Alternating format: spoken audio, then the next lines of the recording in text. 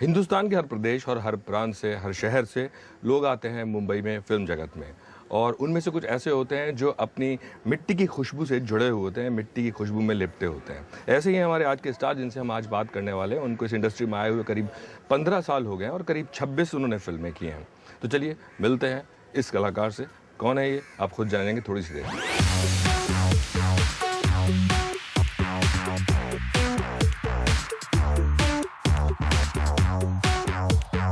Hi man, how are you doing?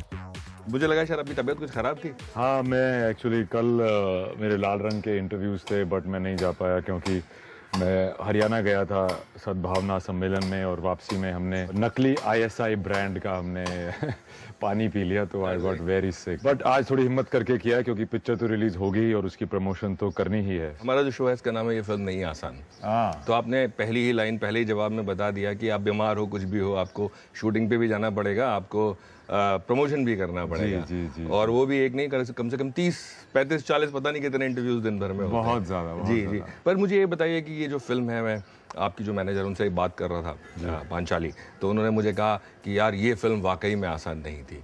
सो ऐसा मैं आपसे पूछना चाहता हूँ कि ऐसा क्यों? क्योंकि आपका जो कैरेक्टर है वो तो खुद हरियाणा की मिट्टी से जुड़ा हुआ है। जी।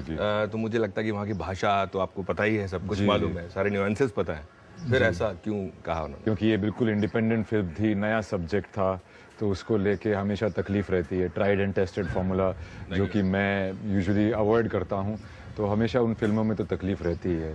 दूसरा, हरियाणा में जाके शूट करना, आप पहली बारी मैं एक हरियाणवी जाट का कैरेक्टर कर रहा हूँ जो कि मैं हूँ, और कई बारी ऐसा लगता है कि इतने अलग अलग कैरेक्टर्स कर लिए, इतनी अलग अलग भाषाएं और डायलेक्ट्स बोल ली कि मैं इसको करते वक्त बहुत सेल्फ कॉन्शियस हो गया था।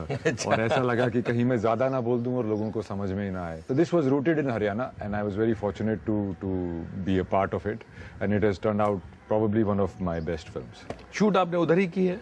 जी, सारी शूट हमने करनाल में की है। इस पिक्चर में करनाल ऐसे लगता है जैसे स्पेन में है।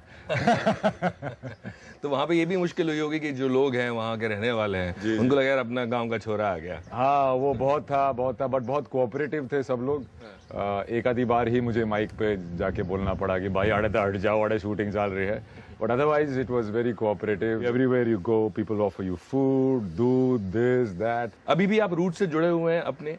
जी बिल्कुल। आप अगर आप भूल जाएं जी कि आप कहाँ से हैं, तो आपको ये नहीं पता होगा कि आप कहाँ जा रहे हैं। एक पार्ट था लाइफ का जहाँ पे मैं I guess personality development by instinct मैं दूर हटना चाहता था वहाँ से, ताकि बिल्कुल एक लोकल ही रह जाओगे तो कुछ होएगा नहीं।